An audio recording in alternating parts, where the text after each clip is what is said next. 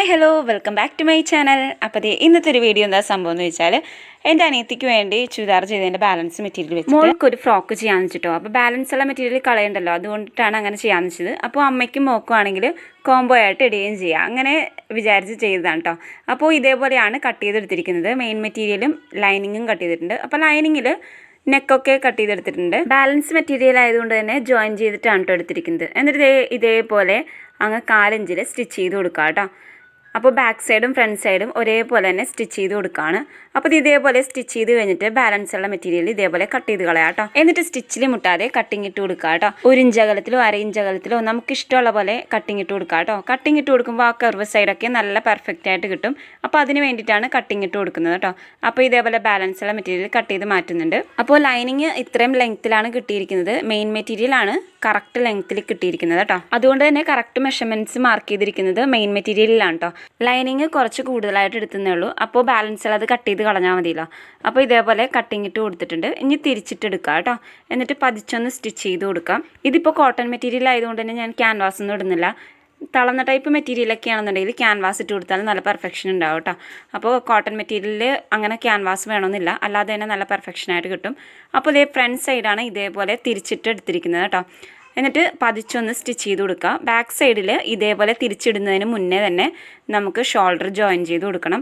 അപ്പോൾ ബാക്ക് സൈഡും front side ചെയ്ത പോലെ തന്നെ കട്ട് ചെയ്തെടുക്കുക കേട്ടോ. അപ്പോൾ ഇതേപോലെ അങ്ങ് കട്ട് ചെയ്തെടുത്തിട്ടുണ്ട്. ഇനി നമുക്ക് ഷോൾഡർ ജോയിൻ ചെയ്ത് കൊടുക്കാം. അപ്പോൾ ഷോൾഡർ ജോയിൻ ചെയ്ത് കൊടുക്കാൻ വേണ്ടിയിട്ട് ഈ ബാക്ക് സൈഡിൻ്റെ ഉള്ളിലേക്ക് ഈ ഫ്രണ്ട് സൈഡിൻ്റെ പീസ് കയറ്റി കൊടുക്കുക കേട്ടോ. അപ്പോൾ ഇതേപോലെ നല്ല വശവും കൂടി വരത്തക്ക രീതിയിൽ വേണം നമ്മൾ ഷോൾഡർ കയറ്റിയിട്ട് കൊടുക്കുക. എന്നിട്ട് ഇതേപോലെ അങ്ങ് കയറ്റിയെടുത്തിട്ട് ഷോൾഡർ ഒന്ന് സ്റ്റിച്ച് ചെയ്ത് കൊടുക്കുക കേട്ടോ. അപ്പോൾ ഷോൾഡർ സ്റ്റിച്ച് ചെയ്യുമ്പോൾ നമ്മൾ എത്രയാണോ തയ്യൽത്തുമ്പെടുത്തിരിക്കുന്നത് അതനുസരിച്ചിട്ട് സ്റ്റിച്ച് ചെയ്ത് കൊടുക്കുക.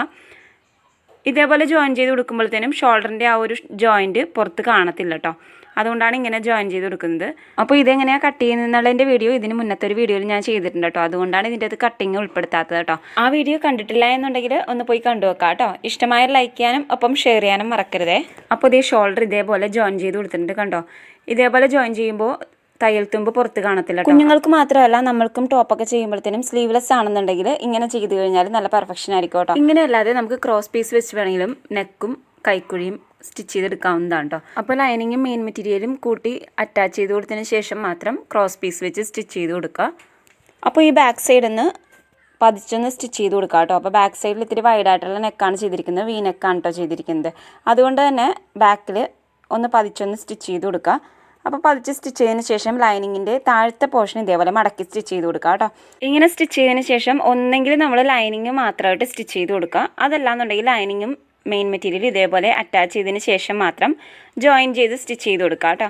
അപ്പോൾ ഞാൻ ലൈനിങ്ങും മെയിൻ മെറ്റീരിയലും കൂടി അറ്റാച്ച് ചെയ്ത് കൊടുത്തിട്ട് ലൈനിങ് ബാലൻസ് ഉള്ളത് കട്ട് ചെയ്ത് കളഞ്ഞിട്ടാണ് ഇതേപോലെ ജോയിൻ ചെയ്ത് കൊടുക്കുന്നത് കേട്ടോ. ഇതിപ്പോൾ ലൈനിങ്ങിന് ലെങ്ത് ഇല്ലാത്തത് കൊണ്ട് തന്നെ ഫുള്ളങ്ങ് താഴെ വരെ ജോയിൻ ചെയ്ത് സ്റ്റിച്ച് ചെയ്യുകയാണ് കേട്ടോ ചെയ്യുന്നത്. ലൈനിങ്ങിൽ ലെങ്ത് ഉണ്ടെന്നുണ്ടെങ്കിൽ നമ്മൾ ഷേപ്പ് വരെ ജോയിൻ ചെയ്ത് കൊടുത്തതിന് ശേഷം ലൈനിങ്ങും മെയിൻ മെറ്റീരിയലും സെപ്പറേറ്റ് ജോയിൻ ചെയ്ത് കൊടുക്കുക കേട്ടോ.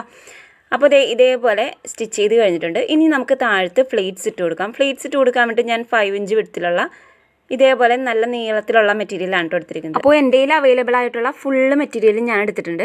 അപ്പോൾ ഇതേപോലെ ഫ്ലീറ്റ്സ് ഇട്ട് കൊടുക്കാൻ നേരത്ത് നല്ല ഫ്ലെയർ ആയിട്ട് കിടക്കും. അതിന് വേണ്ടിയിട്ടാണ് അങ്ങനെ ചെയ്യുന്നത് കേട്ടോ. അപ്പോൾ നല്ല സൈഡും ഇതേപോലെ കൂട്ടി വെച്ചിട്ടാണ് ഫ്ലീറ്റ്സ് ഇട്ട് കൊടുക്കുന്നത്. അപ്പോൾ ഇതേ ഫൈനൽ ലുക്ക് ഇങ്ങനെയാട്ടോ കിട്ടുക. എന്നിട്ട് പുറകിൽ ഇതേപോലെ ബട്ടർഫ്ലൈയും വെച്ച് കൊടുക്കുന്നുണ്ട്. മദർ ഡോട്ടർ കോംബോയൊക്കെ ചെയ്യാൻ ഉദ്ദേശിക്കുന്നവരാണെന്നുണ്ടെങ്കിൽ ഇങ്ങനെ ചെയ്ത് നോക്കാം. അപ്പോൾ ഞാനിടുന്ന പുതിയ വീഡിയോസിൻ്റെയൊക്കെ നോട്ടിഫിക്കേഷൻ ലഭിക്കാൻ വേണ്ടി ചാനലൊന്ന് സബ്സ്ക്രൈബ് കൂടി ചെയ്തിടാം കേട്ടോ. Thank you for watching.